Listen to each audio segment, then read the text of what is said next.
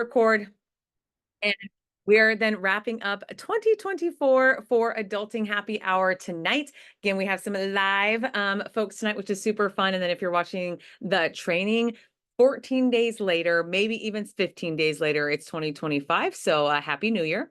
The training tonight is really meant to be honing in on your sales skill set. Okay. So none of us are naturally inclined to know how to navigate the skill set of sales. We may have great communication abilities. We may be able to be comfortable in the gift of persuasion or education, because that is part of what a sales conversation is. But before I go to the slide deck, I always say the gift of sales is just a meaningful conversation. If you get like a little sketchy about it and surfacey, you're going to have your prospect be that way too. They're going to be a little like on edge and be like, she's not really comfortable in talking about her own company. So it makes me a little uncomfortable to ask more questions about their own company. So just remember that you're really dropping into a meaningful conversation, and there's going to be 4 categories that I hope help kind of tactically in the new year go, okay, I know how to position that conversation, or I got this virtual introduction. Or the other thing I think is wonderful about tonight's training is look back on 2024 and all your bids and all your proposals that sat dead. And you're like, I don't know what to do with these humans, right? I hope that maybe you can learn one of the 4 techniques to go, maybe I need to revive it this way, or maybe I position another meaningful conversation in this way, because life does happen, budgets do change, all the moving parts of that. But I think twofold for tonight, 2025 going forward, but don't miss everyone that kind of said, oh, I'm super interested in XYZ, but don't do the thing. Maybe present one of these conversations, in January or February. Okay. So let's go ahead and share. Let's go here. And the way I like to frame this, give me a thumbs up that you can see as I move this down here. The slide deck from start. You can see that, Jazz? Awesome. So again, 40 minutes together, 39 and a half minutes together. The vision for this conversation is leads to loyalty. That is your sales cycle. Like if you just put a one-liner to be like, I don't know my perfect avatar and the 17 touch points and all the things that everyone freaks out about. The reason you do sales consistently is because you want to move leads to loyalty. Okay. And the way I coach this is that you have 2 departments. All the time we get kind of struggling in the sales department. I don't know what that means. I don't know how to manage that as the CEO of the business. But the sales department and the marketing department are always talking to each other, unified manner, in a cohesive manner. And I hope that I give some examples to give you more structure. Most of us are solopreneurs, or again, have a team of 5, maybe even subcontractors, and we just don't know how to maneuver those conversations. So I'm hoping I can provide some structure. Again, a little bit about me. If you've never coached with me, never done a training with me, I've never networked with you, we've never had a wonderful time on the beach, whatever life has brought us. I've done coaching and consulting now for over 15 years, really in the space of strategic planning, scaling businesses, retention, and ultimately being able to duplicate your business, right? So that you're able to scale appropriately without you honestly getting more frustrated of like, I created this great business, but now I'm tied to it on so many different levels. So that is really my sweet spot, is making sure that when we talk sales tonight, how do I scale my sales strategy? Okay. So in the fun time, I do tons of workout. Yesterday was my last day of 75 hard. It was awesome. But I do bodybuilding, amateur, for sure, will be amateur most of my life. I'll take that. But really, really, really love doing strategy for myself, right? It's a way for me to practice on a tactical level that all bodybuilding is. And that's, I think it's a relatable, piece to tonight, is just following through on a plan. It's a 16-week prep. Anybody could do it. You don't have to choose to do it. Trust me, this is not a persuasion sales call to do it, but it's just an example to go, it's just a strategic plan, brought to you by 16 weeks to execution.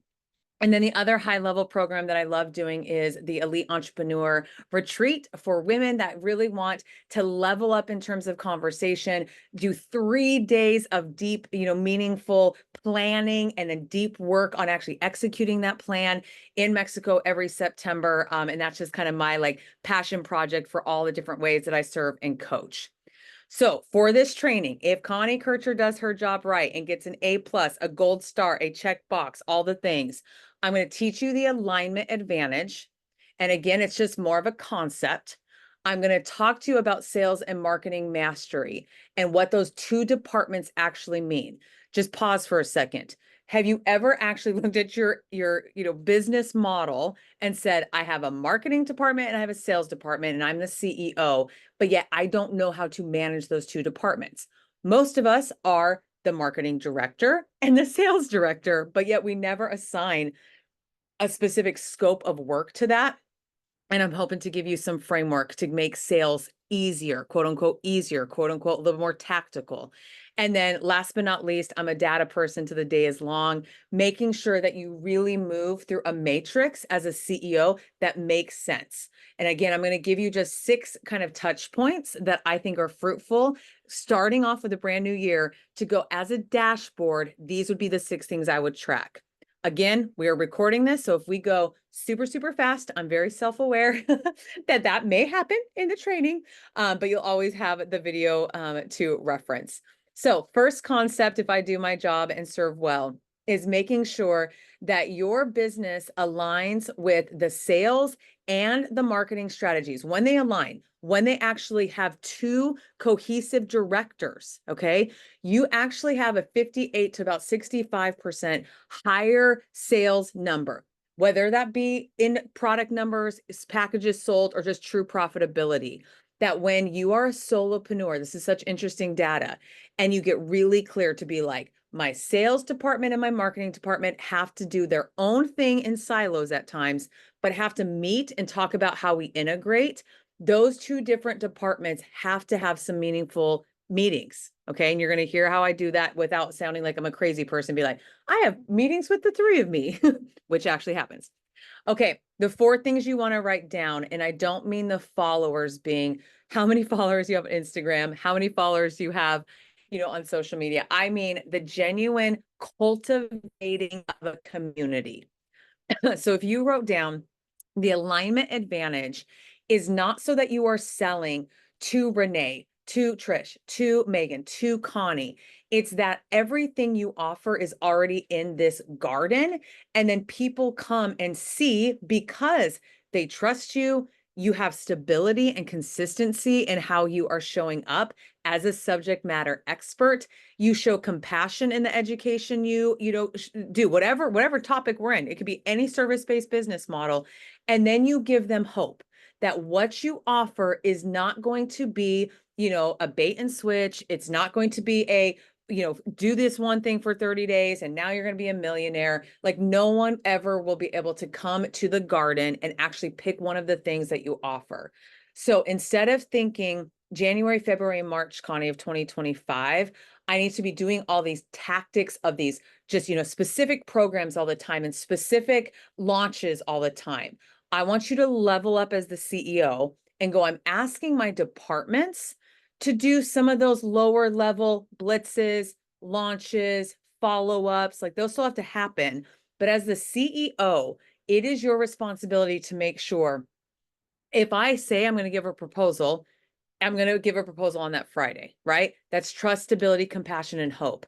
And I always say that's a credo. So for my company, I've always said that's a credo for the way I do sales, whether they convert or not, however I do marketing or not, they show up or not. It's my kind of guardrails to go, that has to be part of my marketing plan. And that has to be part of, the content I deliver. It has to be part of the strategic way I sell to people, is that in my conversation, I hit all 4 of those. Okay. So that's the concept. Now let's go over to like implementation. Okay. So the sales department has 5 areas. Okay. The first one, let me scoot this little jazz up here. The first one is lead qualification and outbound prospecting. So I'm going to give you the cadence of how often your sales department should show up on your calendar. Because most of us, you have gotten a really comfortable with your sales director being on vacation for like 3 months at a time. And I don't know how that's working out for y'all. Okay. So she's now called back into the office.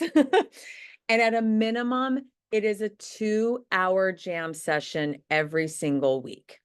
Okay. All studies show if you can sustain minimum, this is minimum, 2 hours of outbound prospecting, whether it be an email, the phone call, an actual 30-minute consultation, you are shooting to fill 2 hours every single week for 52 weeks. Okay. Your sales department, the reason your sales department exists in your business is to fulfill that need. Okay. Third or second is the client relationship management piece, right? So the CRM system or the rapport building piece. I'm just going to encourage you. There's a ton of those different platforms, but that doesn't always fit under operations. We kind of get freaked out that that needs to go to like a data person or that needs to go to a virtual assistant, a Renee here on the call. My encouragement is actually in the structure. You put that responsibility on the sales department. And this is how serious I do it for Connie Kircher, because I work for Connie Kircher. And sometimes she's kind of hard to work for because she runs a very tight ship, okay? Is that I have an audit in my CRM system every other month, okay? That I don't get to take on new leads. I don't get to go out and network. I don't get to go do professional development for Connie Kircher if I don't have my CRM updated for her. What if you ran your business like that? That like when I meet with the CEO and I'm the sales director, I have to show her that I don't have any outstanding ding, ding, ding, ding, dings on my CRM. I have to show her that I have real complete client profiles in it. But for some reason, when we're in this solopreneur journey, we think the sales department just can like wing it on, a piece of paper and it's kind of in my head and it's on a note section on my phone. The second most important, the first one is the cash flow, aka the first one, right? But the second is your department lead ride or dies on the CRM. And I have no either way which one it has to be. It's one that's workable for you as the sales director that you'll actually go and visit and you understand what the categories mean and a segmentation means, but put that on your sales director. Because what happens to our CRM system is no one is staying up to quote unquote 2 a.m. worrying about that thing. So weeks go by, months go by, years go by, and then it's like it's drowning. Okay. So the direct lead for the CRM is your sales department. Okay. Number 3 for infrastructure is that they have created 5 canned in a loving way sales presentations and demonstrations. Today, you should get off this call and go, I know exactly where to go in the sales folder of my business, that if tomorrow Connie said each one of you and everyone watching the recording gets to do a 30-minute sales presentation and give us your 5 best practices, or here's how you do XYZ, here's how you implement XYZ, you should be able to go, I got these 5 canned presentations and I'm ready to rock at any moment. So I love putting that back on the sales department to go, they have to keep those updated. They need to make sure that maybe, like I always kind of teach the cadence, maybe twice a year, you do an updated batch and you start with another 5. But what I find is so many of us go and put all these, applications in to go be a speaker, right? And then we sign up to do all the summits. And then we sign up to do a virtual summit and do a 30-minute presentation. And then we sign up to be a sponsor, but you get 15 minutes of stage presence. And you are spending ungodly amount of time in creation mode of these presentations versus selling. Okay. Anytime I'm doing a speaking gig, I adapt, I adjust 15 minutes, but I have my 5 presentations to show up and know where they need to fit in the sales funnel. Okay. Your company is an innovation LLC. And that is in a loving way to go at times, maybe twice a year, 3, times a year, you're in this like creation mode. And what about this? But we get so wonky about our education that I'm like, you're doing 14 different presentations a month?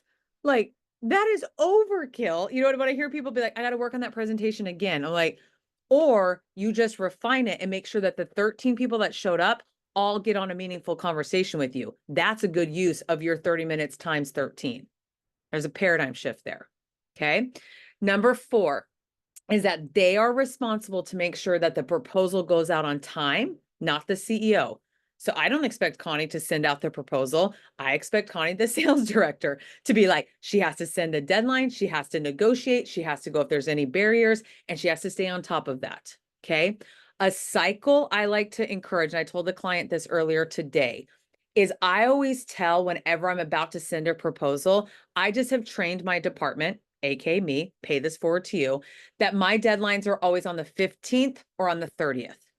So I'm not always having to make up like the proposal I sent for such and such, maybe is on the 3rd of January, and the proposal I sent for so-and-so is on the 14th of January. I just have my brain trained to be like the drop dead date of being able to, say yes to this, or if you want to, hire me as a speaker, or if I'm coming in as a trainer, the 15th, if that's the more appropriate date for the conversation, or the 30th. Because then as a sales department, I just have that on my calendar and I'm just checking all these, emails that were not responded to. Welcome to communication. But I'm able just to check those on the 15th and 30th and be like, how many proposals are outstanding? Who do I need to go metaphorically knock on the door again? Who's, still outstanding? Like it keeps that so much more succinct, right? Because that's 24 times I'm checking the proposal process versus 24 times in a month. Okay. One last system for a sales department is that you are fulfilling and onboarding and actually like tracking how many sessions you're actually making sure that if the person, buys XYZ, buys the 3-month package with you, that then you have laid out and tracked how and when is the deadline for it to expire. Everyone on this call, please do not have an open end date with your packages. I'm okay if you say, we get to work with Trish on 3 different phases of downsizing and changing this, but we know that what we talk about can't drag on for 14 months, right? Like every proposal, when I talk about this 5th one, you need to, and you'll find the right sweet spot for you, but it has to have an expiration date. I don't know how many coaches or service-based business owners that because that's not been spoken to and that's not part of the process to be very transparent about it, to go, then pick this because the deadline is going to be a 3-month window, or the deadline and it's going to expire is going to be in a 6-month window. It helps you be able to, again, track your sales and projections. Okay. I'm going to pause there. I love hearing feedback, thoughts. I'm not going to go and share the screen off. I just want you to unmute or put it in the chat. Any ahas or questions before I break down then the 4 sales strategies? And just go ahead and unmute or put it in the chat. And if we're good to rock and roll, we'll rock and roll. I like the weekly accountability for the sales stuff. So if I sometimes free time, I'm just like, maybe I'm going to go hike. No, you're not doing it this year. Yep. 52 weeks. And again, life happens. Like I typically do mine on a Tuesday and Thursday. If something shifts, I get it. But for me to earn my paycheck for Connie Kircher LLC, I have to show my time card that I did my 2 hours of sales outreach every single week. That is part of my job description. Okay. Helpful to, I really like the thinking through the follow-up after speaking and visibility, because I think some trainers talk a lot about just more visibility, but there isn't strategy to really leverage that. Good. Any other thoughts, Renee? And then I'm going to go to the next slide. Are we good? All right. She's rocking. She's taking notes. Okay. So that's a framework for sales. And again, tonight is more the sales heavy. Just so you know, January, when we do our Adulting Happy Hour in January, it's going to be more marketing specific. So I'm going to go a little bit more high level on this in a loving way, because I really want to dig into the 4 sales techniques and how to categorize your prospects. But these are the 5 areas as the marketing director, because again, synergy has to happen, that you are responsible for. So the first one is that marketing director is that you have a clear brand strategy. You know the look, you know the feel, and again, you know the sound bites. So write this part down. I very intentionally did not just, randomly say 6 years ago, I want to be remembered for like the Connie train, get on board, sitting on your shoulder, big hair, lots of makeup, all the energy. That wasn't just like, I'm going to say that in one presentation. That was after like 6 months of me sitting down and being like, in 20 years, Connie, When someone has only seen you for 14 minutes present, I don't care that they remember the name. I don't care. I want them to feel that energy and that support of sitting on your shoulder, your little like angel of being like, hey, make the sales calls, hey, make sure you do strategic planning. I wanted that visual representation with my brand, no matter who I'm talking to, anything like that. That's what I mean by meaningful sound bites. So if you've got your, 3 to 4 taglines, not on your logo, not necessarily on, your website header, I'm honestly saying as a marketing department, you could go and speak to no matter what in a presentation, in a training like this, that you've got your 3 to 4 sound bites and it becomes very repetitive for you. So I'm just going to already like bless and release that.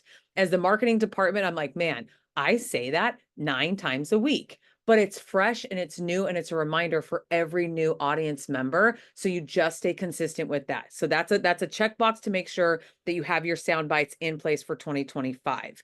Second is that you are doing market research and analysis. And what I mean by that is you are figuring out your adjacent marketplaces. What I mean is it is your responsibility to go, we have worked with these top 20% of clients, right? And you find some themes, you find some trends, you find some commonalities.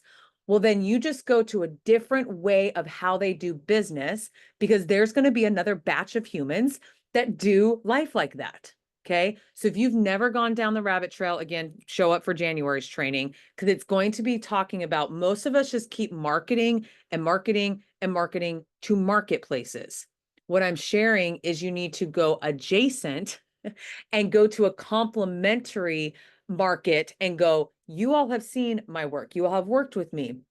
They have attended, they're in your email list, but the segment of population that their friends are in, their network is in, has no idea what your offerings are. That's where you need to be seeing if there's an opportunity there. Okay, we'll dive into more on that in January.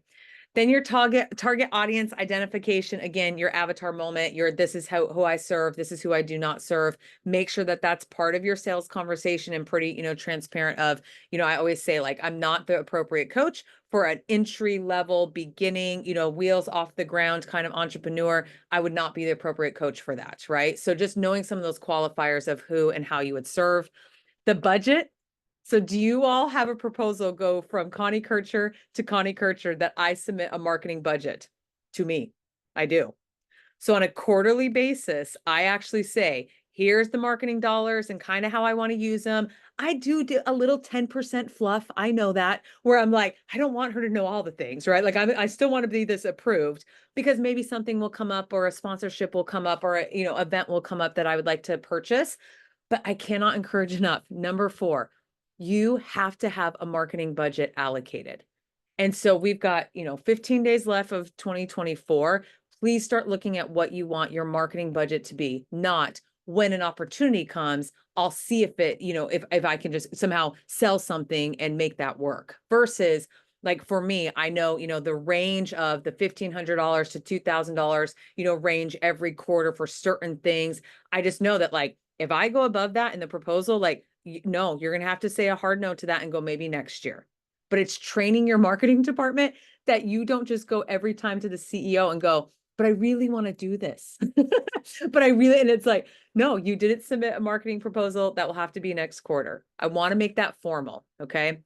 And then you, the marketing director, are responsible for the campaign planning and the execution of what and how do you see this through, right? Like, tell me phase 1, tell me phase 2, and tell me what's our final push of whatever blitz we're going to do.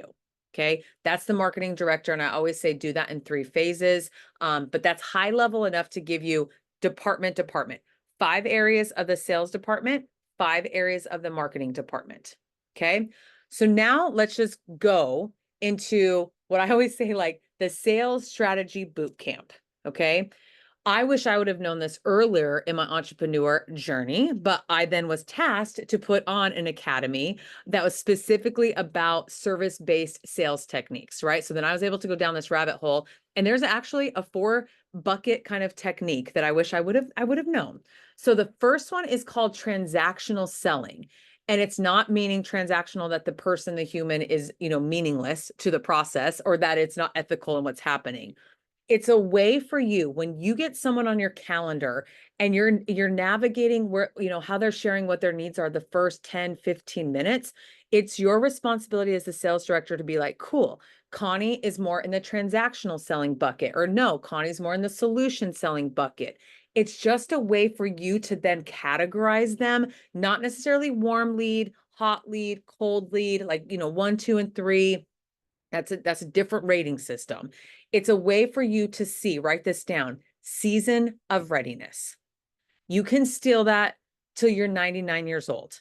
Every sales conversation I have, I specifically say one of my steps is making sure that you're in a season of readiness, because then that's an introspective moment to be like, I don't want them to have buyer's remorse. I don't want them to feel, that they are pressured into anything. I want them to honestly be able to be like, this is the best investment I want to see through, but you got to kind of categorize them to know what that season of readiness is. So let me give you a real example.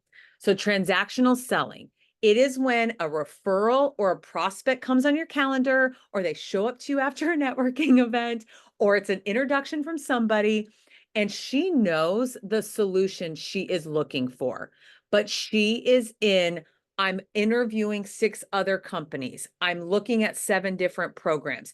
She is being very honest and transparent to go, I am still just trying to find the right fit. So you're not in convincing mode. Transactional selling is not you are persuading or you are convincing or you're doing anything to be like, you really need this solution. This would be a really good retreat. Like, they already know that. You're wasting about 14 minutes of your time trying to reinforce that. They're in, I'm comparing, I'm figuring out the commitment level, I'm figuring out fit. And people will be honest about that. They won't say, hey, Connie, I'm in transactional, selling. They won't say that, but they'll just honestly know that they're finding the right fit. They're in shopping mode. And what I typically do is I put on, that conversation of like, hey, I'm not going to expect them to do the full on Cadillac version of all XYZ, right? You still put it in your proposal, but you really are tailored to say, again, season of readiness. Because you're still doing the compare and contrast, Connie, I think let's do something more of like a shorter term cycle, a 6-month cycle, a 3-month cycle, a 6-week course with me. And then let's see how that process goes. But it really is transactional in that way, because they are now looking at 6 other companies of what they want to do. Okay. So it's helpful to know if that prospect comes in and they're sharing that, you just go, cool, transactional selling. Connie told me on this training one time that I'm going to watch again, that I need to bucket them and say, awesome. I think the mid-level or even this entry package, like just say that would be the best fit for you, because I don't want you to have buyer's remorse. I think that mid-level package, that lower level package will be a great way for us to start the process of writing the book, of, starting to downsize, of all these pieces. And then as you build rapport and they're done in the shopping mode, then you can figure out what the next sales step is. Okay. Bucket 2, when a prospect gets on your calendar, is called solution selling. So the prospect is coming with you, again, very aware of their problem or need that they are trying to address, but they don't know how to do it. They're looking for you to actually tell me your insights and give me like, this is what we would do in that package. This is why you should attend the retreat. And it needs to be in like multi-touch points. So when a solution selling comes in your pipeline, this is when you explain what appropriate fit of working with you would look like, but then you also give them 2 or 3 real life referrals, not an email with a testimonial. You go, Connie, I know someone, about the season of your life that's in a similar place of your business. Why don't I go ahead and give you a virtual introduction to go have a conversation with her, or, get some what it's been like to work with me. Solution selling is you need someone else in this multi-touch face-to-face format to not be you. And the other thing, to Megan's point, that solution selling can be is now all of a sudden who's been down this road, they're doing 3 30-minute sales conversations with you because they just want to keep knowing to pick your brain, right? So rein that in of solution selling. that they're just wanting to get little tidbits, little, things. And you're like, awesome. Our consultation is here, to work with me is here. And I've worked with someone in the similar stage of life you're in, the similar solution you're looking for. And I'd love to give you an introduction to that past client. That is your sales strategy for that bucket of people. Okay. I'm going to pause there because then there's 2 other buckets. Any questions, or even, Connie, I have a sales call tomorrow with somebody, or I've had one and I should have positioned it differently. Is there any ahas with these first 2 or questions? Helpful, straightforward? The aha is I've given people a referral list before, but I love this personal. Let me introduce you to this one person. So I'm just like, 100%. impactful. Yes, so good. 100%, because you're finding the fit when they go to solution selling. Because it could be a Kyla, a Renee, a so-and-so, like the list is long, and they're just gonna be like, I'm gonna call whoever picks up first. It is our responsibility as a sales director to be like, Renee is looking for someone in this similar way of how we would work together. I'll give maybe the 10 referral list, but I actually give a warm email introduction and say, so-and-so should meet so-and-so.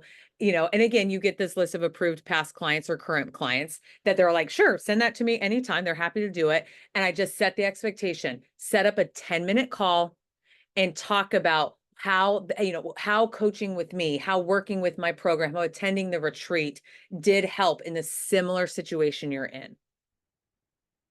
So good. Any other ahas before we go to number 3 and 4? Okay, let's keep rocking, y'all. All right, so then the third bucket is like the consultative model. So even though we offer packages and we've got phases and we got all things, this is the prospect, and we've all had this prospect before. This is the bucket 3 people that I'm like, okay, here we go. Is that they are aware of the problem because someone recommended it or because they have been thinking about it, but they do not realize how much they are drowning. Okay. They're just coming to you more hesitant. Bucket 1 and bucket 2. Bucket 1 is just shopping. She's all in. She's just finding fit. Okay. Bucket 2 is in, hey, I know the solution I'm looking for. I know how good or bad it is. I just want to know like the tipping point to go, give me some personal, tidbits to go. Am I ready to work with you? And give me some people that you've actually done this kind of work with. Number 3 is that she's not committed to change the status quo. And you've had these people, they get on a call with you and you're like, so this is what it would like. Oh, I've already done that. Oh, I don't know if I could do that. And you're like, okay, cool. So I move that and I say, then it sounds like the way we would be working together would me be more like a consultant to you, because it doesn't sound like you're wanting me to drive the process or organize the process. And we've all had people like this, and we don't know how to navigate them.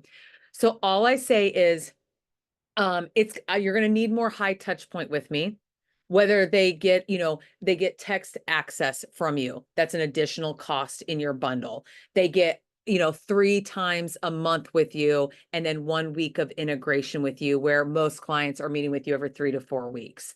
This consultative selling in a loving way should be a very high ticket, customized. You're not doing this for everybody, and high access to you. Okay. But I'm also very transparent in this sales conversation to say, I recognize that I have worked, alongside this for 15 years. You're looking to me to kind of guide the process, but I also feel some resistance. Write that down. In consultative selling, I tell the person what I'm thinking in that, because not every prospect, they're just like, I'm just kind of wondering, or, money isn't the right fit, or what, like they'll share other things. When it's consultative, it is like, I feel like there's resistance. So I just want to close before I send the proposal or before you have any questions. Are you committed to make this change? Right? Like in the next 6 months, do you really want to see a change to this? Do you really want to go through with this program now that we've had our call? So notice, I don't ask that on the 3 other buckets of people at all, right? But on this one, I do, because I know that it's going to be a high touch point. I need them to really understand, if we're going to meet 3 times a month for 6 months, or we're going to deep dive, to write the book or organize the CRM system, Renee, for 6 months, like, it's going to be a lot of time. And I always ask, do you have time, right? Like, do you have time allocated for us to do that? I do that for bucket 3 and I do that for bucket 4, because both of those types of buyers are not thinking through the time commitment. Okay. Okay. So good. When they come in that way, or they kind of feel voluntold to come into that bucket, also is consultative, selling. And I just am always navigating to go, it sounds like we need a lot of face-to-face time, aka virtual. Sounds like it's going to be more of a high touch, customized kind of package. So I just want to recognize that, just doing a X bundle or something probably isn't going to meet your need. Like, I'm very transparent when a person comes in my pipeline like that. Okay. All right, then the last one is provocative selling, and it's not what it sounds like. It is when someone is just like in the passing of, they didn't even know that a person like you exists, Trish. Like, no one even knew that there could be someone that does all of this coordination and processing this. So provocative selling is, they were just kind of rocking and rolling, and they're like, well, that's smart. Like, I didn't even know that existed. So it is just the, like, they want the service, they want the solution, they just want the transformation. It's nothing to do with, like, they were even ready to do it. Megan, they didn't even know a coach like you existed, but now it does. It's like, cool. Like, I'm ready to do it, and let's maybe make it happen. Okay. So what you sell is that you're going to guide them through that change. Renee, when you said you went through the emotional intelligence training, you didn't even know what you didn't know, that even existed. So that's a time point that you're like, I wasn't even aware that this service even existed. And then you learn more about it. And then again, you're like, cool, I want to see the change itself. I want to work with that person. Tell me what that is. They're like so green to go. They're not green to what the business is in terms of how you could help them. They're a good fit, but they didn't even know someone like you existed. And we still meet people like this. Okay. So when they go into provocative selling, I'm always very much so like, the time commitment is going to look like this, because they've never worked with anyone like you. Okay. They really want the transformation to happen. They want the end result to happen. This is what this is going to look like, because they have no frame of reference. Okay. You've got to explain your product to, probably most of us explain our product or service in this 4th bucket to the wrong groups.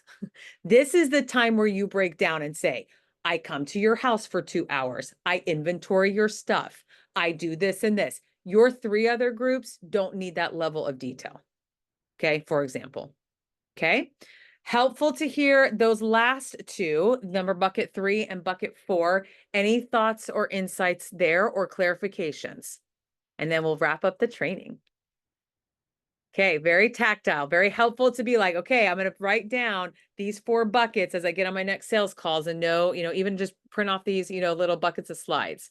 So the last deliverable from this training was, well, now as the CEO that I didn't even know I had these 2 departments, but I do, what do I need to track starting in 2025 for sustainable sales data? These are, I believe, the 6 dashboard items you need as a CEO.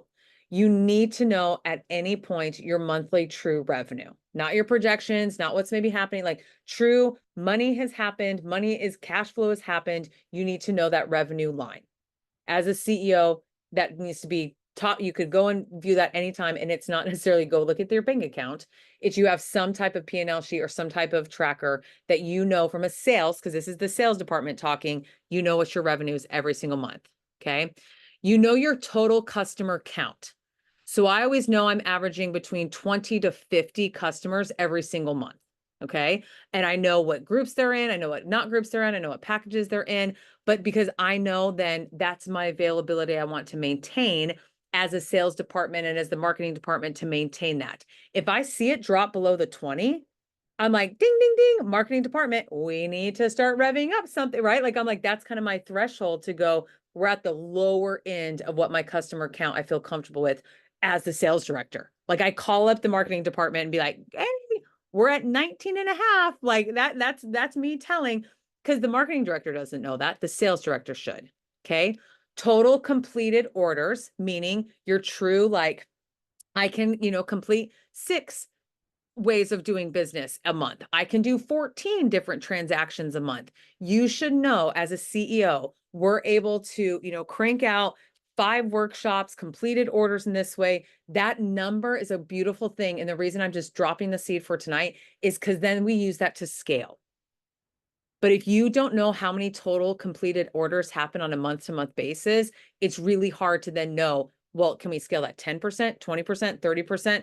So I'm like, start now. Even if it's 2 transactions a month, that's great, because then we have real numbers. I just worked with a client yesterday, and thank goodness, we had finally a full year together. That I was like, awesome. We have 12 months of knowing what we're averaging, how many people that took, where we had mishaps on it. So now we have a realistic, we're not having to create so much momentum to get all new customers in that. We know that we can average about 6 to 8 maintaining our current marketing plan. Okay. Number 4, conversion metrics. You know, it takes every 4 people to come on your sales calendar to convert 1. Or you know, for every 10 people that come to your workshop, you convert 2, right? You need to know those numbers off the top of your head so that you know your conversion matrix as a company and not as a program, as a company. So what I share, I'm not like, well, when it's this one and this, I'm like, nope, just if someone comes in my sales pipeline, I know what the total, percentage of conversion will happen. Okay. Sales outreach cadence. That's what I was sharing is bare minimum. Connie has to show me that she has done her 2 hours every single week. I'm sorry. Now, when there's other goals, revenue goals, other initiatives, the retreat, I always then level up and go, Connie, I'm actually expecting 4 hours. I'm expecting 3 hours and then a 2 hour and then another 3 hour. But every week I am telling Connie, this is the cadence I expect from you to do sales outreach every week. Okay. And then marketing touch points. So then you have minimum every month at 3 to 5 that you're like, we marketed here, we showed up here, we sent the email here, we podcasted here, we got interviewed here. Like I always know I'm reporting back to Connie, this is how we're showing up in January. Minimum should be 5 touch points that you're in front of 5 audiences, whether again, it be internal communications or you're out doing, other communications. This piece cannot change. This piece has to be like, okay, Connie, we only have 2 on the books. Girl, you got to get your marketing department back on it. Okay. All right. So I am going to close there. I'm going to find the stop share. Outcomes, right? We have 5 minutes left. That always goes so fast, but so like meaty. Outcomes, and then I'm going to share the next date in January, and then we will wrap up because I promised that would be on time for tonight. Renee, why don't we start with you, and then Megan, if you're available. What do you mean by outcomes? Sorry. Yeah, no, just share what you heard about either the 4, selling kind of buckets, categories, maybe talking about, having a marketing department versus a sales department. Just what's your kind of greatest takeaway from tonight? Actually the whole thing, it's been actually an eye-opener and realizing that what I need to do to grow my business. So and knowing the actual, like, your marketing department has to be on this, your sales department has to be on this. It's it helps put a framework to how I need to move forward. So, and especially having the CEO dashboard, that's great to have, because I know if somebody were to ask me all those questions now, I'd be like, I don't know. I don't know. Yep. And we all start somewhere. That's what I'm saying. There's the 6 that, like, if you start with 2, but I'm giving you like the ultimate goal is to get to a place where your dashboard is calculating and you can at any moment pull into those 6 areas. Right. Good, Renee. All right, Megan and Trish. Let me see. Megan said, maybe she can unmute. All right, let's go, Trish. She said she was going to get her kids. Okay. Got it. I love the accountability of the 2 hours a week, if not more. And then the 5, who did I market to? And I would kick that for myself just because I want to grow. I'm like, maybe I do 3 a week versus 5 a month. So I love it. That I love it. the specificity of that is speaking right to me. Thank you. I love it. And my encouragement of just how I do that is the last week of the month. I report to Connie Kircher and I'm like, so it's usually on the Monday of the week. Cause I'm like, if I'm off by my numbers, at least I get 4 more days to do it or 3 more days to do it. If it is a cadence, let's just say it's a cadence of 10. Okay. I literally then have to report and the angle of it. So I'm like, I'm going to, my marketing touch point is at this event, or it's at this senior living home, it's at this, collaborative experience, it's at this more formal B2B networking. But not only do I have those tactics of like, okay, I finally report out my 7 or 10, I literally have my angle to be, I'm looking for, an introduction for this at this group, or I need to meet with the board member on this panel is why I'm spending the valuable time and money of the company to attend this event. So I make that activity is so fruitful to be like, cool, you now aren't, because when you're driving to the event or you've had an off day or all the things that actually happen when you're then doing the marketing events, you got a practice run in front of the CEO to be like, oh yeah, that's what I was doing at this event. Oh yeah, I do need to go talk to Leslie. Oh yeah, like all of that kind of refreshes. And then it gives you another valid moment to be like, I can't cancel on those. I reported back to the CEO. Here's the 10 ways I'm marketing the company. Okay, so good.